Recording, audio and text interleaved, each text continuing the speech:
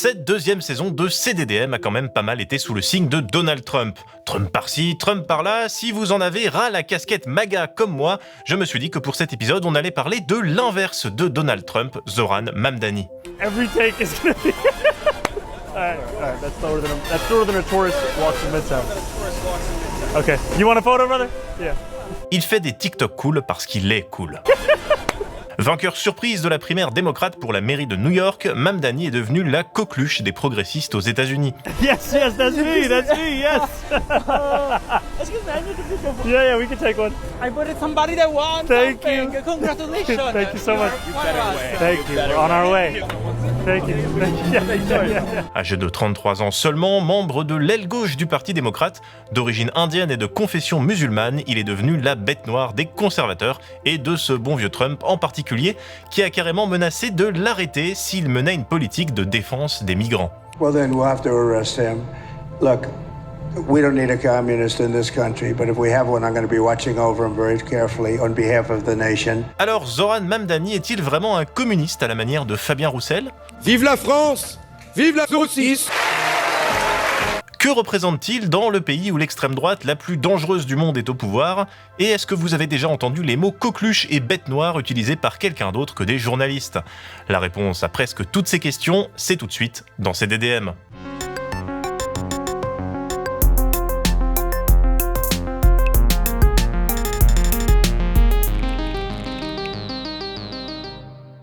Ah, New York, la ville-monde toujours debout malgré de multiples affrontements de super-héros Marvel avec des méchants. La grosse pomme, comme disent les gens nés avant la chute du mur, est organisée en 5 arrondissements ou boroughs: Manhattan, le Bronx, Brooklyn, le Queens et Staten Island. La ville compte 8,5 millions d'habitants au cœur d'une agglomération de 20 millions de personnes. Cette ville, c'est un centre universitaire, financier et politique au niveau mondial.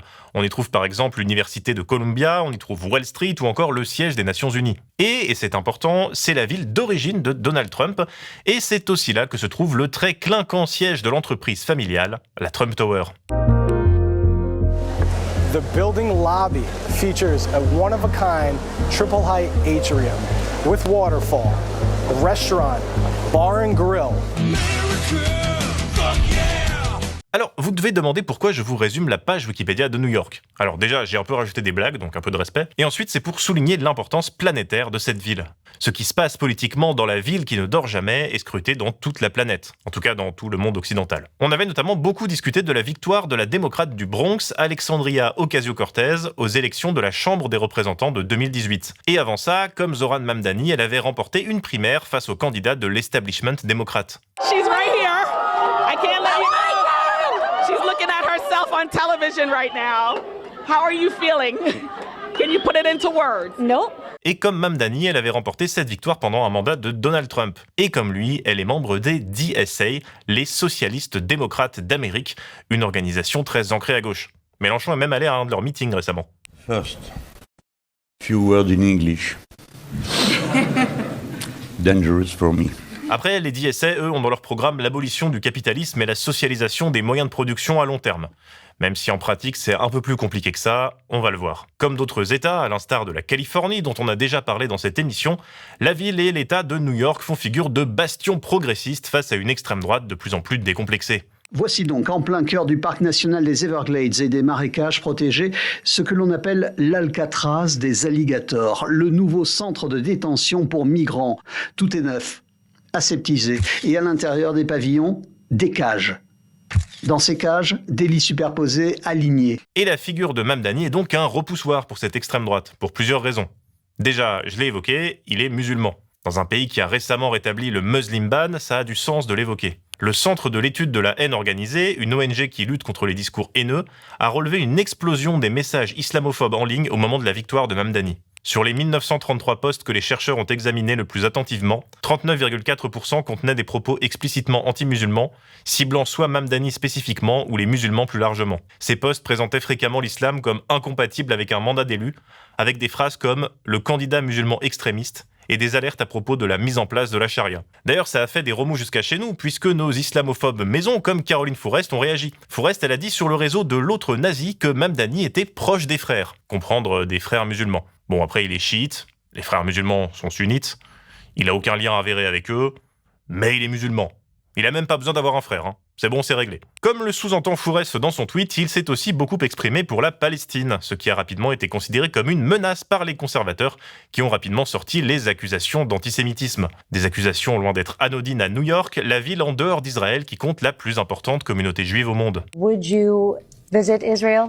No, As mayor? As the mayor, I'll be standing up for Jewish New Yorkers, and I'll be meeting them wherever they are across the 5 boroughs, whether that's in their synagogues and temples, or at their homes, or at the subway platform, because ultimately we need to focus on delivering on their concerns. And just yes or no, do you believe in a Jewish state of Israel? Cette position claire de défense des Palestiniens est perçue comme dangereuse par les républicains, mais aussi pour l'aile droite du Parti démocrate, connu pour ses positions pro-israéliennes. Des positions qui avaient pourtant fait fuir les électeurs arabes américains lors de l'élection présidentielle de janvier 2025, participant ainsi à la défaite de Kamala Harris. En colère contre le soutien inconditionnel de l'administration Biden à l'État d'Israël, un grand nombre de ses électeurs hésitent désormais à soutenir l'actuelle vice-présidente des États-Unis et candidate démocrate à la Maison-Blanche.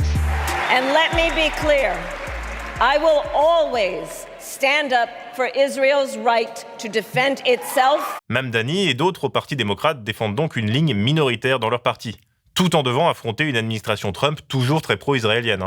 So I want to present to you, Mr. President, the letter I sent to the Nobel Prize Committee. It's nominating you for the Peace Prize, which is well deserved. Mais cette ligne pourrait s'avérer payante politiquement. Comme l'expliquait la stratège politique Emily Mayer lors d'une table ronde organisée par le média progressiste juif Jewish Currents, nous vivons aussi un moment politique particulier. La base démocrate est de plus en plus désillusionnée par la direction du parti. Mamdani a montré une sincérité sur Gaza, le coût de la vie, etc., que les électeurs réclament. Oui, parce qu'il n'y a pas que la ligne sur la Palestine de Mamdani et de ses soutiens qui vient bousculer le Parti démocrate. Basé sur 50 000 bénévoles et un travail de terrain, son élection à cette primaire vient remettre en cause l'attentisme de l'opposition institutionnelle à Donald Trump. Et ça, c'est ce qu'explique l'universitaire spécialiste de la gauche états-unienne Mathieu Bonzon dans une tribune au journal Le Monde. En ces temps de crise politique, les grands dirigeants démocrates se font bien plus discrets qu'en 2017. Beaucoup espèrent un retour de balancier aux élections de mi-mandat qui sont encore bien loin. Compter sur Trump pour organiser des élections régulières relève déjà du pari. Mais surtout, abandonné par une part croissante des classes populaires, le parti vit une crise dans la crise. Si les États-Unis se mobilisent, notamment avec le mouvement No Kings dont on parlait dans un épisode précédent, les élus démocrates sont accusés de ne pas en faire assez contre Donald Trump, se limitant surtout à des actions symboliques.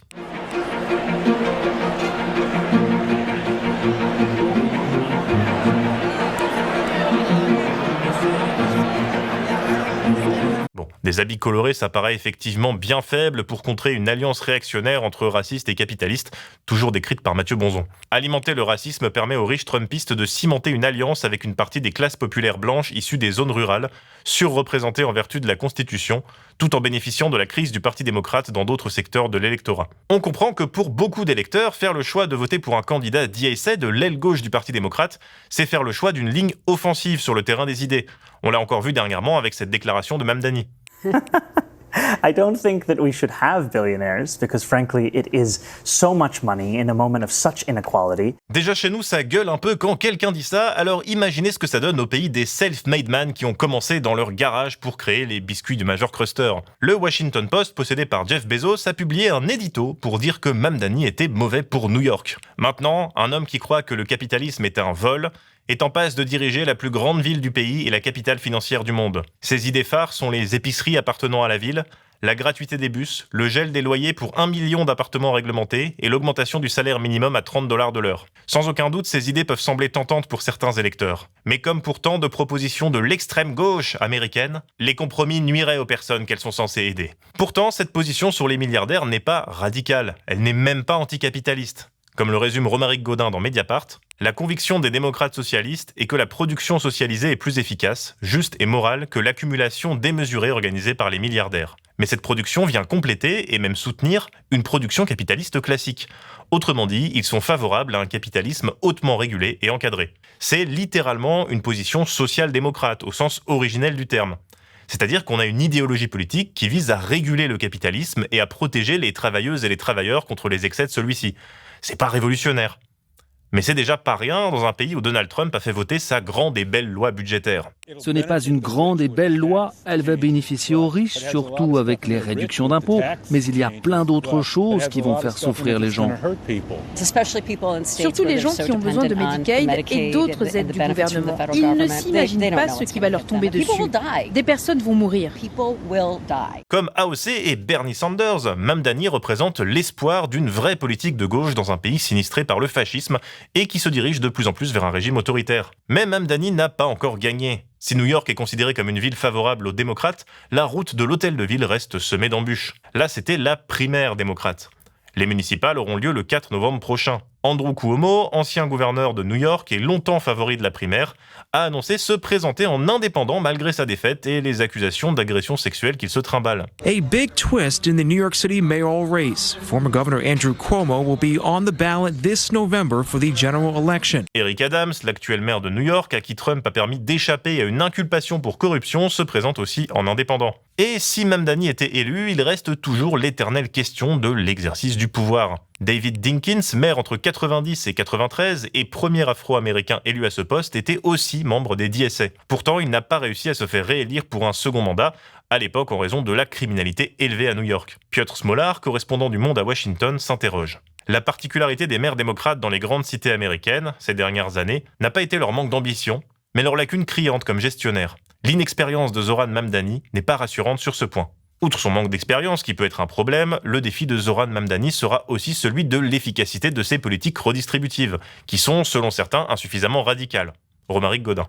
L'abondance des milliardaires n'est pas la cause du problème, mais un symptôme d'un problème plus général qui est l'aspect profondément destructeur de la centralité de l'accumulation du capital. Cela ne remet en cause ni la nécessité de la redistribution fiscale, ni le caractère néfaste des milliardaires sur la société, mais oblige à une action plus large et plus transformative pour sortir de l'impasse actuelle. Ce n'est pas l'ambition d'un Zoran Mamdani, ni de la gauche du Parti démocrate états-unien. Et bien sûr, tout ça, c'est si Mamdani gagne, et s'il ne se fait pas arrêter par l'administration de Donald Trump. Eh oui, on en est là.